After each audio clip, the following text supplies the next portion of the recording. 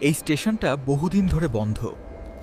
রাতে এখানে এলে বুকের ভেতর কেমন জানি লাগে। হঠাৎ লোহার ঘষার শব্দবিটি ট্রেন আসছে।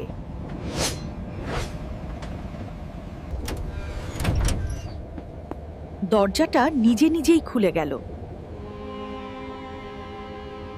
হঠাৎ ট্রেনটা ছাড়ল।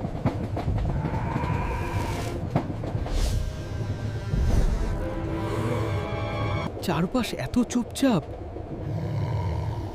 নিজের নিঃশ্বাসেও ভয় লাগছে। পুরো ট্রেন ফাঁকা, একজন মানুষও নেই। জানালায়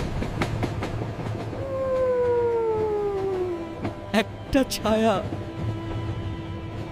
চারপাশে তাকিয়ে দেখি সবখানে ভূত, সবখানে ভূত। ভয়ে শরীর জমে গেল, চিৎকারও করতে পারছি না। ঠিক তখনই একটা শান্ত আলো, সে আমাকে রক্ষা করলো।